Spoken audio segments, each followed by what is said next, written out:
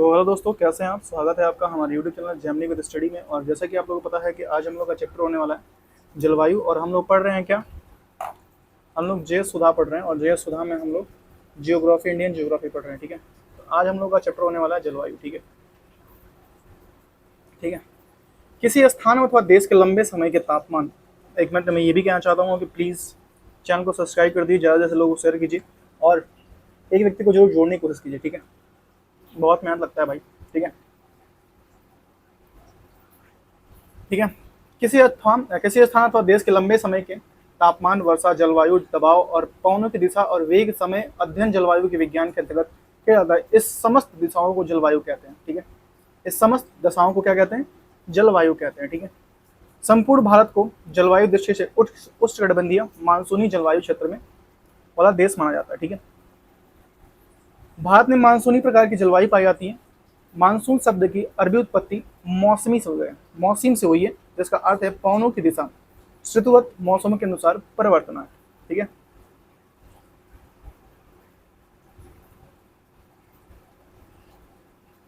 Next है, यहाँ पे आप इसका एक स्क्रीनशॉट लेंगे आप। ठीक है, जल्दी से। ठीक है, और यहाँ पे भारतीय मानसून। ठीक है, भारतीय मानसून भारत की जलवायु उष्ण मानसूनी प्रकार की है। किंतु ज्यादा ध्यान देने योग्य तथ्य यह है कि भारत के उत्तरी कर्क रेखा के उत्तर में स्थित है, शीतोष्ण कटिबंधीय में, तथा कर्क रेखा के दक्षिण में स्थित भाग को उष्ण कटिबंधीय के अंतर्गत आता है। ठीक है, भारतीय मानसून का संबंध मुख्यतः ग्रीष्म ऋतु से होने वाले वायुमंडलीय परिसंचरण के परिवर्तन से है। ठीक है, क्या है, परिसंचरण की परिवर्तन से है। ठीक है, समुद्र से दूरी। भारत तीन ओर से समुद्र से घिरा हुआ है, जिसके पश्चिमी तट, पूर्वी तट एवं दक्षिणी भारतीय क्षेत्र पर समुद्री जलवायु का प्रभाव पड़ता है। ठीक है, किंतु उत्तरी भारत, उत्तर पश्चिमी भारत और पूर्वी भारत पर समुद्री जलवायु का प्रभाव नगण्य ही है। ठीक है, हिमालयी क्षेत्र में भारत की जलवायु को प्रभावित करता है। यह मानसून की अवधि में भारत क्षेत्र में वर्षा का कारण बनता है और शीत ऋतु में तिब्बत क्षेत्र से आने वाली अत्यंत ठंडी हवाओं को गर्म मार्ग में रुकावट पैदा करता है और भारत को शीतलहर और प्रभाव से बचाने के लिए अवरोधों की भूमिका निभाता है। पश्चिमी जेट स्ट्रीम में के हिमालय के उत्तर में विस्थापन के पश्चात भारत के पूर्वी जेट प्रवाह का विकास होता है। ठीक है, नेक्स्ट है, इसकी स्थिति लगभग 15 डिग्री से 30 डिग्री उत्तरी अक्षांश में ऋतुओं के अनुसार बदलती रहती है। ठीक है, ऋतुओं के अनुसार बदलती रहती है। इसे भी भारतीय मानसून प्रकोष्ठ के लिए प्रमुख रूप से उत्तरदायी माना जाता है। ठीक है, प्रकोष्ठ के लिए प्रमुख रूप से उत्तरदायी माना जाता है। ठीक है, पूर्वी जेट प्रवाह के भारत से दक्षिणी हिंद महासागर के मेडागास्कर द्वीप के समीप उच्च वायु दाब का विकास होता है। इसी उच्च वायु दाब के केंद्र से दक्षिण पश्चिमी मानसून की उत्पत्ति होती है। ठीक है, भारत में मानसून का आगमन। ठीक है, देखिए, भारत में होने वाली मानसून या मौसमी कहते हैं, जो जून से सितंबर के दौरान होती है। ठीक है, जून के प्रथम सप्ताह में मानसून हवाएं केरल, कर्नाटक, गोवा और महाराष्ट्र के तटीय क्षेत्रों तक पहुंच जाती है। कहाँ तक? महाराष्ट्र के तटीय क्षेत्रों तक पहुंच जाती है। सर्वप्रथम मानसून हवाएं केरल के तट से टकराती है, जैसे मानसून प्रस्फोट की संज्ञा दी जाती है। भारत में होने वाली वर्षा मुख्य रूप से भू आकृतियों द्वारा नियंत्रित होती है। उदाहरण के रूप में पश्चिमी घाट के पवनाभिमुखी ढाल पर लगभग 250 सेंटीमीटर तक वर्षा होती है। इसी प्रकार पूर्वी भारत में पहाड़ियों में स्थित के कारण की पूर्वी राज्यों पर भारी वर्षा होती है। ठीक है, भारी वर्षा होती है। अच्छा बताइए, मतदाता दिवस कब मनाया जाता है? 25 जनवरी को मतदाता दिवस मनाया जाता है। ठीक है, मैं कुछ ऐसा रिकॉल भी करा देता हूँ। 26 दिसंबर को, सॉरी 28 दिसंबर को क्या मनाया जाता है, आप कमेंट करके बताइए। और 27 नवंबर को राष्ट्रीय बॉन्ड दिवस और 25 मार्च को नेशनल डे ऑफ आर्विंग चाइल्ड मनाया जाता है। ठीक है, 28 फरवरी को राष्ट्रीय विज्ञान दिवस। देखिए, अल नीनो क्या होता है, अल नीनो देखते हैं।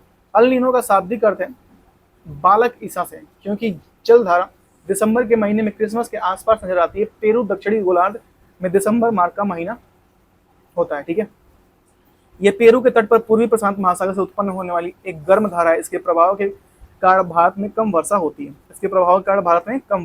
है। ठीक है, यह अल नीनो की विपरीत संकल्पना है, इसे प्रभाव से भारत की पर्याप्त वर्षा भी होती है। ठीक है,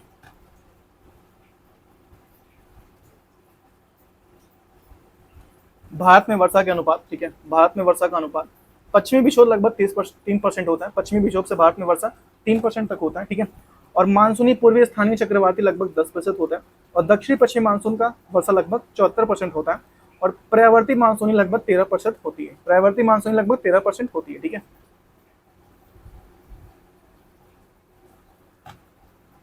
कोपेन का जलवायु वर्गीकरण, ठीक है, कोपेन ने सर्वप्रथम 1918 में विश्व को 3 जलवायु क्षेत्र में विभाजित किया। इसके पश्चात इसके इस योजना के वर्ष 1931 से 36 में संशोधन किया था। कोपेन जलवायु को सर्वप्रथम 1918 में विश्व के 3 जलवायु क्षेत्र में विभाजित किया गया था। ठीक है, और 1931 से 1936 में से संशोधन किया गया था। ठीक है, नेक्स्ट, कोपेन ने जलवायु परिवर्तन प्रदेश निर्धारण हेतु निम्नलिखित चरों का प्रयोग किया जाता है, जैसे वार्षिक और मासिक औसत तापमान, वार्षिक और मासिक वर्षा और वनस्पति। ठीक है, कौन कौन से होते हैं?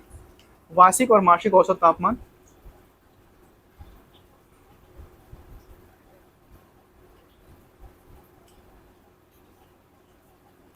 ठीक है, भारतीय मानसून की उत्पत्ति संबंधी सिद्धांत, ठीक है, भारतीय मानसून संबंधी उत्पत्ति संबंधी सिद्धांत तापीय सिद्धांत अथवा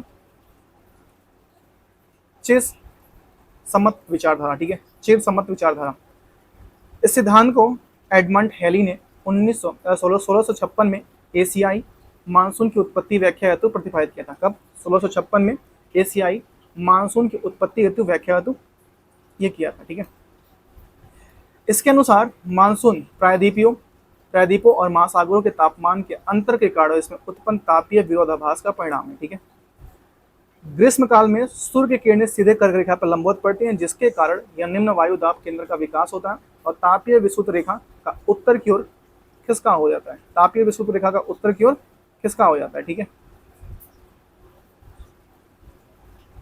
नेक्स्ट, इस कारण दक्षिण पूर्वी व्यापारिक पवनें निम्न वायु दाब केंद्र की ओर खींची चली जाती हैं, और जब ये हमारे भूमध्य रेखा को पार करती हैं तो क्या होता है? कोरियोलिस बल का प्रभाव के कारण दाहिने ओर मुड़ जाती है। कौन? कोरियोलिस बल के प्रभाव के कारण ये दाहिने ओर मुड़ जाती है, इनका दिशा दक्षिण पश्चिम हो जाता है। क्या होता है? दक्षिण पश्चिम इनका दिशा होता है, और ये पवनें समुद्र से लंबी दूरी तय करते अतः अपने साथ आर्द्रता की पर्याप्त मात्रा में लाती हैं। ठीक है, जिसके कारण इसके द्वारा भारतीय उपमहाद्वीप में वर्षा होती है और दक्षिणी पश्चिमी मानसून वर्षा के नाम से जाना जाता है। ठीक है, दक्षिणी पश्चिमी मानसून वर्षा के नाम से इसको जाना जाता है। ठीक है,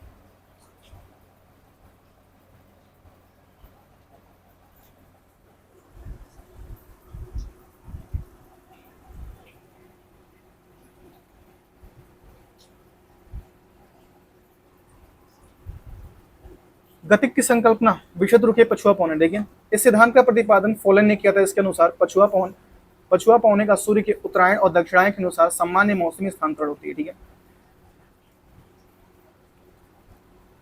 ग्रीष्म ऋतु में तापीय विद्युत रेखा के उत्तर की ओर खिसकाव के कारण अंत उष्ण अभिसरण क्षेत्र का भी उत्तर की ओर खिसकाव हो सकता है। ठीक है, फलतः विशुद्ध की पछुआ पवनों का प्रभाव भारतीय उपमहाद्वीप में बने निम्न दाब क्षेत्रों की ओर होने लगता है और अंततः दक्षिण पश्चिमी मानसून की उत्पत्ति होती है। कौन सी? दक्षिणी पश्चिमी मानसून की उत्पत्ति होती है। ठीक है, उत्तरी अंत उष्ण अभिसरण क्षेत्र के सहारे उष्ण कटिबंधीय विक्षोभ सक्रिय देखे जाते हैं, जो मौसमी क्षेत्रों को प्रभावित करके अहम भूमिका निभाते हैं। ठीक है,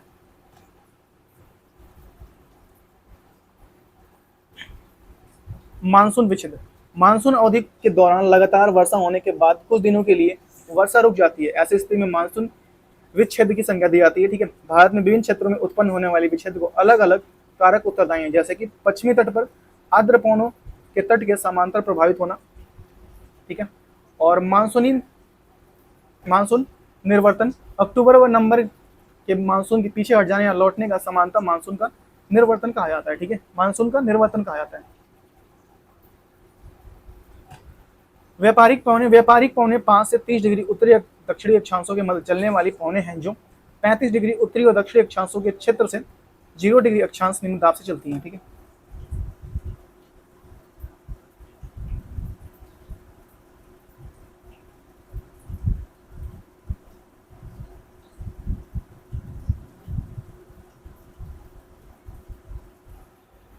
ऋतु ऋतु देखें, भारत में जलवायु के मुख्यतः 4 ऋतुओं में विभाजित किया जाता है। ग्रीष्म ऋतु जो 15 मार्च से 15 जून तक होता है, ग्रीष्म ऋतु 15 मार्च से 15 जून तक होता है, ठीक है। और वर्षा ऋतु जो 15 जून से 15 सितंबर तक होता है, और शरद ऋतु जो 15 सितंबर से 15 दिसंबर तक होता है, और शीत ऋतु जो होता है 15 दिसंबर से 15 मार्च तक होता है, ठीक है। नेक्स्ट है भारत की पारंपरिक वस्तु है भारत कैलेंडर के अनुसार, ठीक है, और अंग्रेजी कैलेंडर के अनुसार। देखिए बसंत जो होता है भारतीय कैलेंडर के अनुसार, जैसे चैत बैसाख के अंदर बसंत आता है, और ये मार्च अप्रैल में होता है, ठीक है। बसंत अंग्रेजी कैलेंडर के अनुसार बसंत कब आता है? मार्च अप्रैल में आता है, ठीक है। और ग्रीष्म ज्येष्ठ आषाढ़ जो आता है भारतीय कैलेंडर के अनुसार, गर्मी आता है ज्येष्ठ आषाढ़ में, ठीक है। कहते हैं कि ज्येष्ठ आषाढ़ की गर्मी बहुत तेज होती है, ठीक है। और अंग्रेजी कैलेंडर के अनुसार मई जून में आता है, ठीक है। वर्षा श्रावण भादो, ठीक है, श्रावण भादो ये जुलाई अगस्त में अंग्रेजी के अनुसार आती है। और शरद जो आती है अश्विनी कार्तिक, ये भारतीय कैलेंडर के अनुसार सितंबर अक्टूबर, और अंग्रेजी कैलेंडर के अनुसार सितंबर अक्टूबर के मध्य में आती है। नेक्स्ट है हेमंत मार्गशीर्ष या पौष जिसे बोलते हैं, ये आता है आपका नवंबर दिसंबर के तहत आता है, ठीक है। और शशिर, शशिर या माघ फागुन कहते हैं, जनवरी फरवरी के अंदर माघ फागुन होता है, ठीक है। जनवरी फरवरी के अंदर माघ फागुन होता है, ठीक है। नेक्स्ट है ग्रीष्म ऋतु। देखिए ग्रीष्म ऋतु में भारत में सूर्य की किरणों का कर्क रेखा और विस्थापन के साथ ही उत्तर भारत में तापमान बढ़ने लगता है, जिसके कारण अप्रैल व मई जून माह में उत्तर भारत में ग्रीष्म ऋतु का स्पष्ट रूप से अनुभव किया जा सकता है, ठीक है। भाई आप कहो तो मैं साउंड बंद कर दूं, ठीक है, क्योंकि मैं क्लास ले रहा हूं और मैं सोचा कि साथ साथ में एक ये भी चला जाए, ठीक है। ग्रीष्म ऋतु का समय भारत का अधिकांश भागों में तापमान लगभग 30 से 32 सेल्सियस डिग्री तक हो जाता है, जबकि मई माह में ताप पेटी का उत्तर की ओर खिसकाव के कारण उत्तर पश्चिमी का तापमान 48 डिग्री सेल्सियस तक पहुंच जाना सामान्य बात है, ठीक है।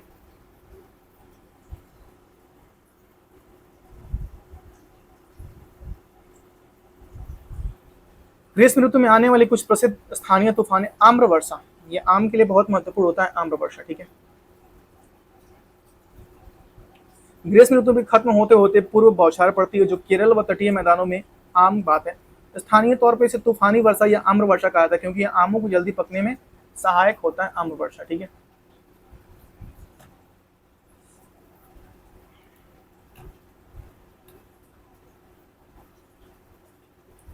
काल बैसाखी, काल बैसाखी देखिए असम व कश्मीर बंगाल के बैसाख के महीनों में शाम को चलने वाली भयंकर और विनाशकारी वर्षा युक्त पौने हैं, जैसे क्या कहते हैं, जैसे कहते हैं काल बैसाखी, क्या कहते हैं काल बैसाखी, ठीक है। भाई आप कमेंट करो तो मैं वॉइस बंद कर दूं, ठीक है, वरना अगर आपको लग रहा हो कि ये भी कोई इन्फॉर्मेटिव चीज है तो चलने देते हैं, ठीक है। इनकी कुख्यात प्रकृति का अंदाजा इनके स्थानीय नाम काल बैसाखी से लगाया जा सकता है, जिसका अर्थ है बैसाख के महीनों में आने वाली तबाही। चाय, पटसन या चावल के लिए अच्छी पौने। असम में इन तूफानों को बोंडोई चिल्ला कहा जाता है, ठीक है, बोर्डोई चिल्ला, बोर्डोई चिल्ला, बोर्डोई चिल्ला। फूलों की बौछार, नेक्स्ट है फूलों की बौछार।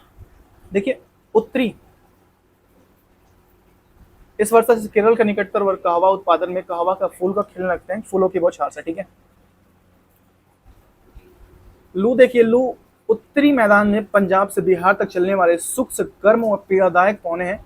दिल्ली और पटना के बीच इसकी तीव्रता अधिक होती है लू की, दिल्ली और पटना के बीच इसकी तीव्रता बहुत अधिक होती है लू की, ठीक है। ग्रीष्म ऋतु उत्तर भारत में शीत ऋतु नवंबर के मध्य से आरंभ होती है, और भारत के उत्तरी भाग में दिसंबर और जनवरी सर्वाधिक ठंडे महीने होते हैं, ठीक है। इस समय उत्तर भारत के अधिकांश भागों में औसत दैनिक तापमान 21 डिग्री सेल्सियस से कम रहता है, और रात्रि का तापमान काफी कम हो जाता है, जो पंजाब और राजस्थान के हिमांक 0 डिग्री सेल्सियस भी नीचे चला जाता है। पंजाब और राजस्थान में ये हिमांक 0 डिग्री सेल्सियस से भी नीचे चला जाता है, ठीक है। मानसून संबंधी अनुसंधान कार्य संबंधित प्रमुख, ठीक है, आइए देखते हैं।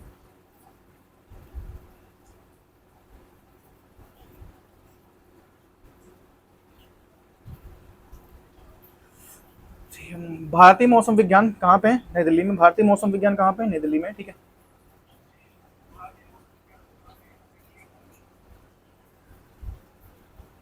और भारतीय उष्णकटिबंधीय मौसमी विज्ञान कहाँ पे है? पुणे में है, ठीक है।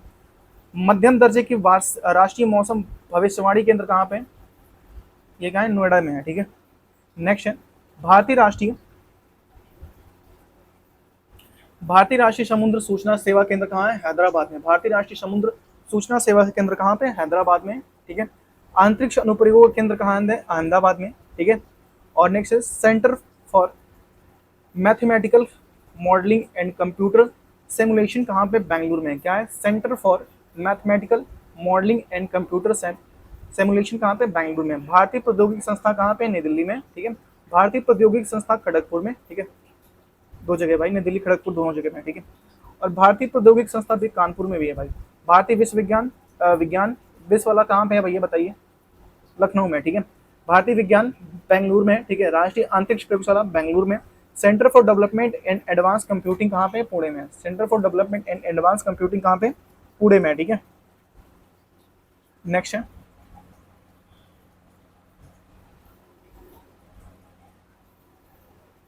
मृदा। अब हम लोग पढ़ेंगे सॉइल।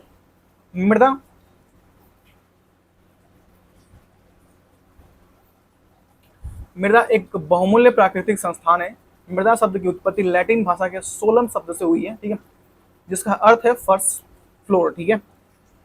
मिट्टी के विज्ञान को पेडोलॉजी कहते हैं। मिट्टी के विज्ञान को क्या कहते हैं, पेडोलॉजी कहते हैं। मिट्टी पृथ्वी की ऊपरी परत है जो पृथ्वी की वृद्धि के लिए प्राकृतिक स्रोत के रूप में पोषक तत्व, जल एवं अन्य खनिज लवण प्रदान करती है मिट्टी, ठीक है। मृदा विज्ञान देखिए, मृदा विज्ञान में मृदा का अध्ययन प्राकृतिक संस्थानों के रूप में किया जाता है। इसके अंतर्गत मृदा का निर्माण, मृदा का वर्गीकरण और मृदा की भौतिक, रासायनिक, जैविक गुणों का अध्ययन किया जाता है, ठीक है।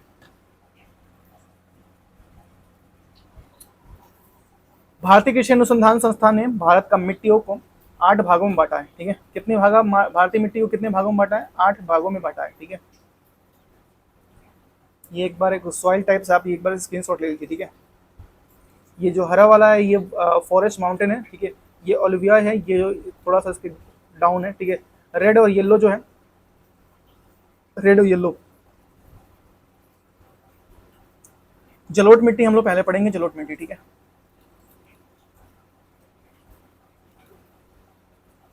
जलोढ़ मिट्टी यह नदियों द्वारा लाई गई मिट्टी है। इस मिट्टी की पोटास अधिक मात्रा में पाया जाता है, जबकि नाइट्रोजन, फास्फोरस और ह्यूमस की कमी पाई जाती है इसमें, ठीक है। नाइट्रोजन, फास्फोरस और ह्यूमस की कमी पाई जाती है जलोढ़ मिट्टी में, ठीक है। यह भारत की सबसे ज्यादा जलोढ़ मिट्टी 43% पाया जाता है, ठीक है। भारत का उत्तरी मैदान जलोढ़ मिट्टी से निर्मित है। जलोढ़ मृदा को सामान्यतः 4 भागों में विभाजित किया गया। कितने वर्गों में, 4 वर्गों में विभाजित किया गया, ठीक है।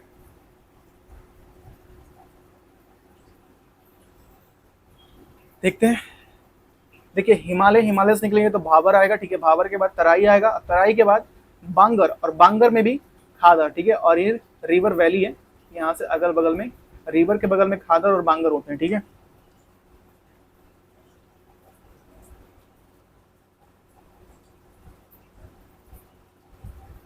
काली मिट्टी देखिए, काली मिट्टी का हम लोग देखते हैं। काली मिट्टी, ठीक है।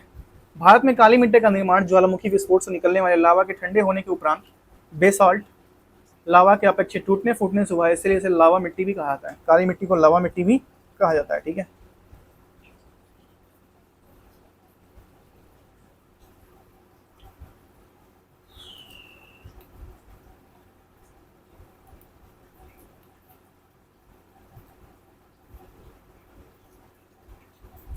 मालवा का पठार इसी दक्कन ट्रैप या काली मिट्टी के क्षेत्र के अंतर्गत आता है। मालवा का पठार इसी दक्कन ट्रैप ये काली मिट्टी क्षेत्र के अंतर्गत आता है। ये मिट्टी जल के कुल भौगोलिक क्षेत्रफल का 15% हिस्सा कवर करती है, ठीक है। काली मिट्टी जल के कुल भौगोलिक क्षेत्रफल का 15% हिस्सा कवर करती है, ठीक है। इस मिट्टी में रेगुड़ मिट्टी भी कहते हैं। यह मिट्टी कपास की खेती के लिए प्रयुक्त होती है। इस मिट्टी के आयरन, चूना, मैग्नीशियम पाया जाता है, ठीक है। जबकि नाइट्रोजन, पोटास, फास्फोरस की कमी पाई जाती है। टाइटेनीफेरस, मैग्नेटाइट और जीवांश की उत्पत्ति का इस मिट्टी का रंग काला होता है। इस मिट्टी के अन्य नाम रेगुड़, चरनोजम, कपासी, लावा मिट्टी आदि है, ठीक है। अन्य नाम क्या है इस मिट्टी का,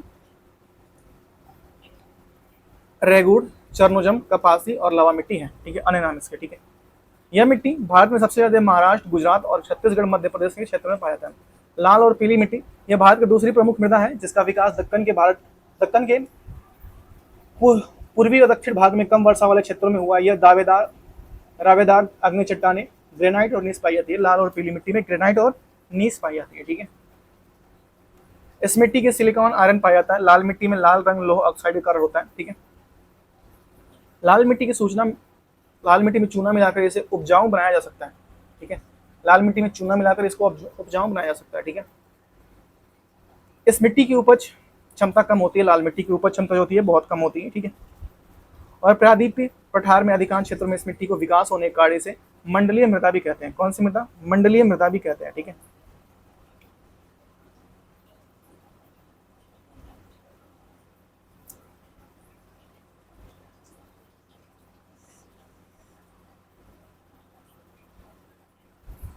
प्रायद्वीपीय भारत के अधिकांश क्षेत्रों में इस मिट्टी का विकास होने के कारण इसे मंडलीय मृदा कहते हैं, ठीक है। लेटराइट मिट्टी, लेटराइट एक लैटिन शब्द लेटर से बना है जिसका शाब्दिक अर्थ है ईंट, ठीक है। से होता है, इसका मृदा प्रयोग ईंट बनाने में किया जाता है, ठीक है। इस मृदा का प्रयोग ईंट बनाने में किया जाता है, ठीक है।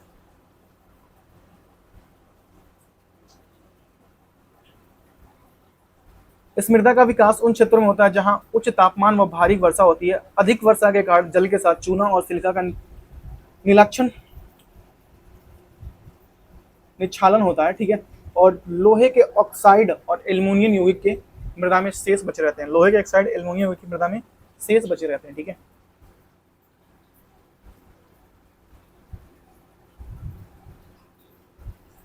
यह मिट्टी चाय और इलायची खेती के लिए सर्वाधिक उपयुक्त होती है। यह मिट्टी चाय और खेती के लिए सर्वाधिक उपयुक्त होती है, ठीक है।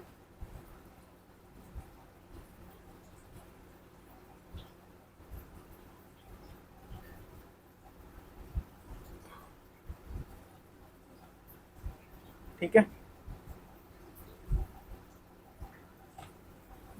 पर्वतीय मिट्टी अब हम पढ़ेंगे। वनीय मृदा भी कहा जाता है। यह मिट्टी हिमालय की घाटियों के ढलानों पर लगभग 2700 से 300 मीटर ऊंचाई के भागों में पाई जाती है। इस मिट्टी की जीवाश्म की अधिकता होती है। पर्वतीय मिट्टी में जीवाश्म की अधिकता होती है, ठीक है। इस मिट्टी में चाय, कहवा और मसाले फलों की खेती की जाती है। इस मिट्टी में चाय, कहवा और मसाले फलों की खेती की जाती है, ठीक है।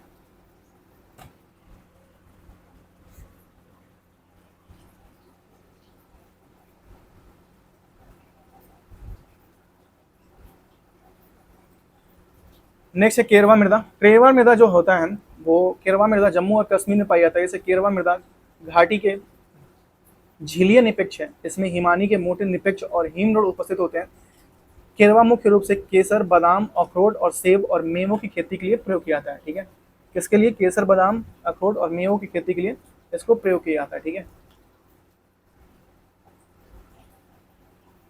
नेक्स्ट है सूक्ष्म और मरुस्थलीय मिट्टी, ठीक है। इस मिट्टी का विस्तार सूक्ष्म व अर्ध सूक्ष्म क्षेत्रों वाले अरावली पर्वत, सिंधु घाटी व मध्यवर्ती क्षेत्रों जैसे पश्चिमी राजस्थान, उत्तरी गुजरात, दक्षिणी हरियाणा, पश्चिमी उत्तर प्रदेश में पाई जाती है। इस मिट्टी की मोटे अनाज की खेती कहते हैं, ठीक है। यह मृदा देश की कुल मृदा का लगभग 4.32% होता है। इस मृदा में समानांतर जल की आवश्यकता वाली फसलों को उगाया जाता है, जैसे ज्वार, बाजरा, रागी, तिलहन आदि, ठीक है। जैसे ज्वार, बाजरा, रागी, तिलहन आदि, ठीक है। लवड़ी और क्षारीय मृदा, यह अंतर क्षेत्रीय मिट्टी है। इसका विस्तार सभी जलवायु क्षेत्रों में राजस्थान, पंजाब, हरियाणा, उत्तर प्रदेश, बिहार, महाराष्ट्र, तमिलनाडु में विस्तृत है।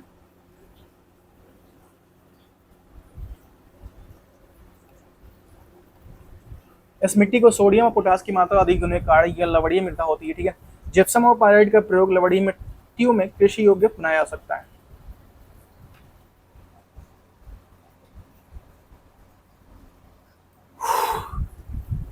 भारत में हरी क्रांति वाले क्षेत्रों भारत में हरी क्रांति वाले क्षेत्रों में नहरों का आसपास लवड़ीय क्षारीय मिट्टी की अधिक तेजी में वृद्धि हुई है, जिसके कारण बंजर भूमि की समस्या उत्पन्न हो गई है, ठीक है। बंजर भूमि की समस्या उत्पन्न हो गई है। इस प्रकार मृदाओं की बरसीम, धान, गन्ना, अमरूद, आंवला, फलास, आधा जामुन जैसी लवण प्रतिरोध फसलें और वृक्ष लगाए जाते हैं, ठीक है।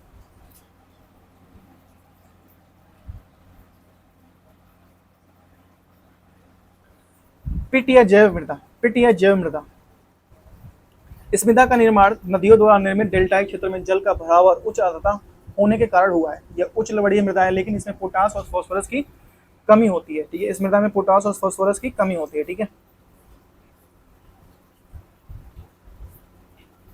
ये देखिए, ये है आपका, एक मिनट रुक जाइए, ये है सैंडी सॉइल, ठीक है।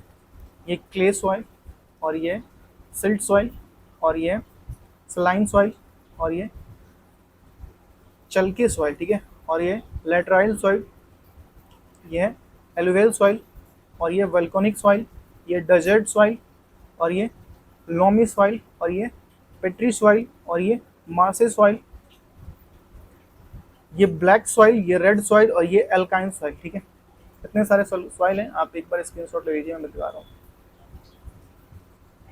स्क्रीनशॉट लेने का मैं मौका देता हूँ आपको। यस, गो नाउ, स्क्रीनशॉट ले लीजिए। ठीक है,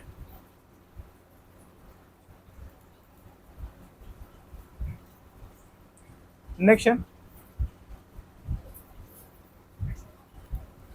है मृदा गठन के वर्ग और व्यास। ठीक है, बालू का कितना होता है, 2.0 से 1.0 तक मिलीमीटर होता है। ठीक है, बहुत मोटी बालू होती है 1.0 से 0.5 तक, मोटी बालू होता है 0.5 से 0.25 तक, और महीन बारीक बालू होता है 0.25 से 0.10 तक होती है। महीन बारीक बालू 0.25 से 0.10 तक होती है। बहुत बारीक बालू होता है 0.10 से 0.5 तक होता है। ठीक है, और गाद जो होता है 0.050 से 0.002 से। ठीक है, और मृताक होता है, मृताक क्ले जो होता है, और ये होता है 0.002 से कम। ठीक है, बंजर भूमि सुधार के संबंध संस्थान। ठीक है, स्पेस एप्लीकेशन सेंटर कहाँ पे है, अहमदाबाद। ठीक है, नेशनल रिमोट सेंसिंग एजेंसी कहाँ पे है, हैदराबाद में। ठीक है,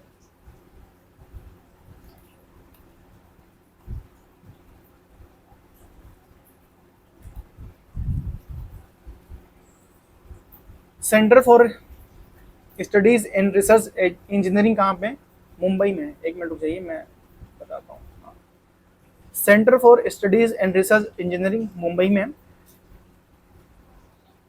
institutes of counselling and scientific and industrial research कहाँ पे, दिल्ली में है। ठीक है, अब हम यहाँ से पढ़ेंगे प्राकृतिक वनस्पति। ठीक है, यहाँ से पढ़ेंगे प्राकृतिक वनस्पति।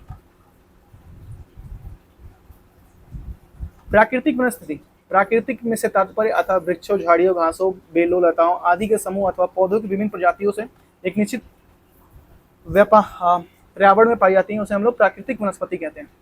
जब वनस्पति लंबे समय तक बिना किसी बाह्य मानवीय हस्तक्षेप के वहां पर पाई जाने वाली मिट्टी और जलवायु परिस्थितियों के अपने आप को ढालकर स्वतः विकास करती है, उगती है, उसे प्राकृतिक वनस्पति कहते हैं। ठीक है, मतलब कि मानव का हस्तक्षेप नहीं चाहिए भैया वहां पे।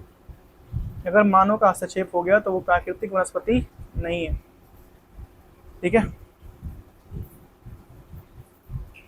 ये जो आपका ये वाला रंग दिखा रहा है, हरा वाला, ट्रॉपिक ऑफ एवरग्रीन फॉरेस्ट। ठीक है, ये है जो आपका इससे डाउन दिखा रहा है, ट्रॉपिक ऑफ ब्रिस्टियर फॉरेस्ट, और ये माउंटेन फॉरेस्ट है। उसके बाद से मैंग्रोव फॉरेस्ट है, और ट्रॉपिक ऑफ थॉर्न फॉरेस्ट है। ठीक है, भारत में प्राकृतिक वनस्पतियों को निम्न वर्गों में बांटा जा सकता है। उष्णकटिबंधीय सदाबहार वन। ठीक है, उष्णकटिबंधीय सदाबहार वन। ठीक है, ये वन 200 मीटर से 200 सेंटीमीटर से अधिक वर्षा वाले क्षेत्र में मिलते हैं। उष्णकटिबंधीय सदाबहार वन, इसका मुख्य क्षेत्र सह्याद्री, पश्चिमी घाट, शिलांग पठार, उत्तर पूर्वी पहाड़ी, अंडमान निकोबार द्वीप समूह, लक्षद्वीप, उत्तरी सह्याद्री। इन वनों को 16 वन के नाम से भी जाना जाता है। इन वनों को उत्तरी सह्याद्री में 16 वन के नाम से भी जाना जाता है। ठीक है,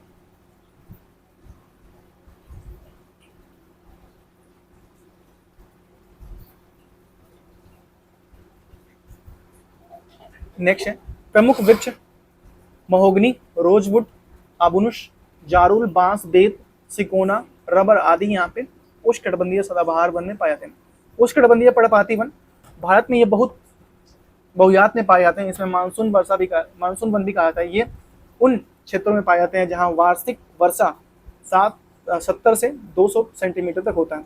ये जल उपलब्धता के आधार पर इन वनों को आर्द्र व शुष्क पर्णपाती वनों में विभाजित किया जाता है। ठीक है, आर्द्र पर्णपाती उन क्षेत्रों में पाए जाते हैं जहाँ वर्षा 100 से 200 सेंटीमीटर तक होता है। ठीक है, 100 से 200 सेंटीमीटर तक होता है। ठीक है,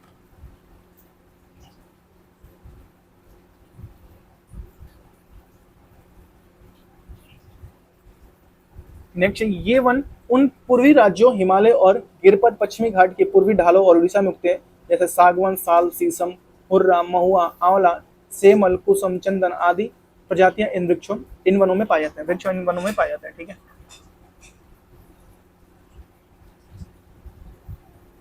नेक्स्ट है